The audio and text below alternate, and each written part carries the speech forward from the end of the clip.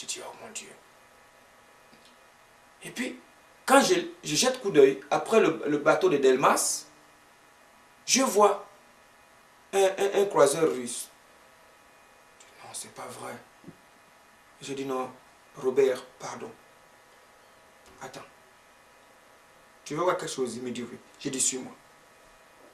Robert Pemango, il m'a suivi. En riant, il est tellement moqueur. Il se moquait de moi, il me dit, mon petit frère est en train de délirer. Mon petit frère a des problèmes dans la tête. Mon petit frère doit passer voir un psychiatre. Parce que là, maintenant, là, je sens qu'il a maintenant de vrais problèmes. Alors, on est parti.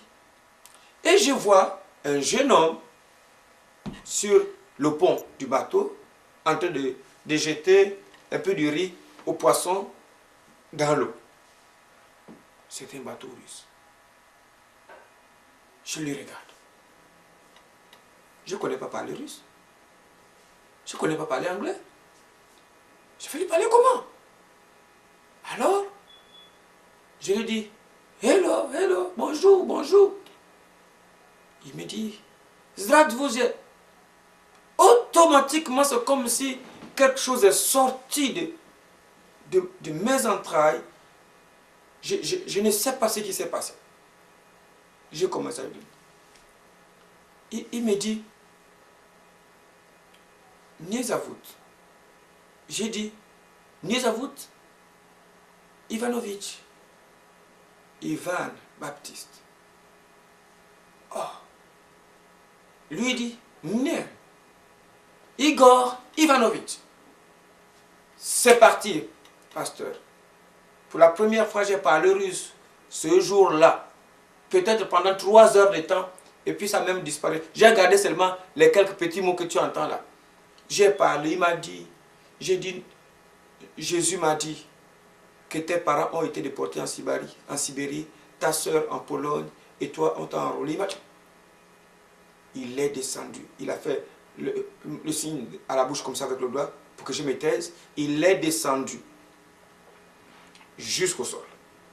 Et il m'a dit, ah, donc dans mon rêve c'était toi. J'ai rêvé, le Seigneur était en train de me dire, tu vas trouver un de mes serviteurs au port, il va te parler de moi. Priez ensemble. Il me dit, mais où est-ce qu'on va aller prier? Je vais t'expliquer.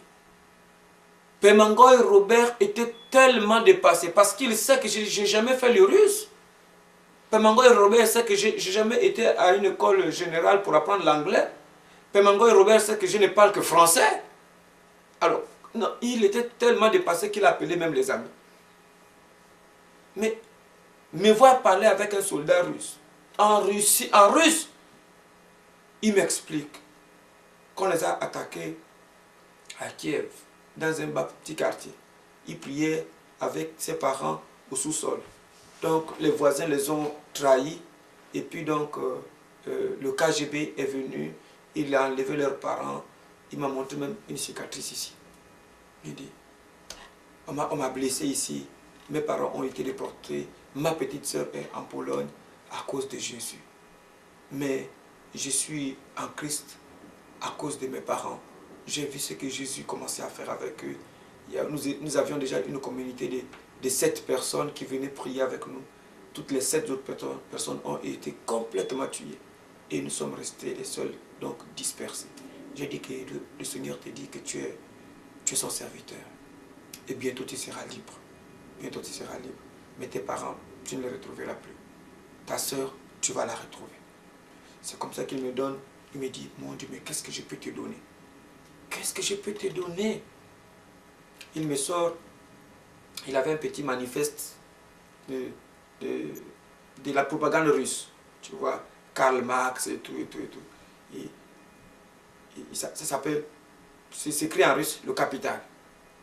Donc, un petit manifeste comme ça, là, avec la face de Lénine et tout, les trois là, voilà. Et il m'a donné ça. Il dit, ça c'est un souvenir. Je ne sais pas comment tu es, je ne sais pas qui tu es, mais en tout cas, je t'ai vu la nuit en rêve. Ça, vraiment, maintenant, je sais que je peux servir le Seigneur. Donc, réellement, il est vivant. Ou réellement, je peux croire, il a commencé à pleurer, à pleurer. Et puis Mango, il me dit, fais vite, il y a des gens qui arrivent. Quitte-la vite, il y a des gens qui arrivent. C'est comme ça que je lui ai expliqué. Non, il y a des gens qui arrivent. Il dit, ah, il ne faut pas que mes patrons nous voient. Il ne faut pas que... Je lui ai dit aussi, ah, nous sommes dans le camp de l'Occident. Il ne faut pas aussi que mes patrons me voient en train de parler avec toi. Parce que bonhomme, c'est comme ça qu'on s'est embrassé comme ça longtemps. Il a pleuré, pleuré, pleuré. Nous avons prié. Nous avons prié, nous avons élevé le nom du Seigneur. On a prié, prié, prié. J'ai sorti le Nouveau Testament bleu, en français là. Et les Gédéons là, je lui ai tendu. J'ai dit, voilà, prends ça. Et il est remonté dans le pont. Sur leur bateau, il était en train de me regarder comment on travaillait. Le soir, vers 19 h, quand on rentrait, il est ressorti avec une montre Seiko. Il m'a donné. Il me dit, c'est pour toi. Pour le nom de Jésus. Nous sommes frères. Et donc voilà comment le Seigneur m'était apparu au port de Vendo.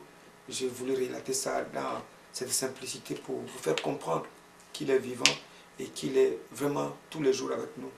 Et que chaque fois que tu te sens abandonné, c'est ainsi que réellement il est même à tes côtés. Ne sois pas découragé, lutte encore, le chemin est encore long. Dieu est avec toi, ne crains pas, le meilleur est à venir. Que Dieu te bénisse.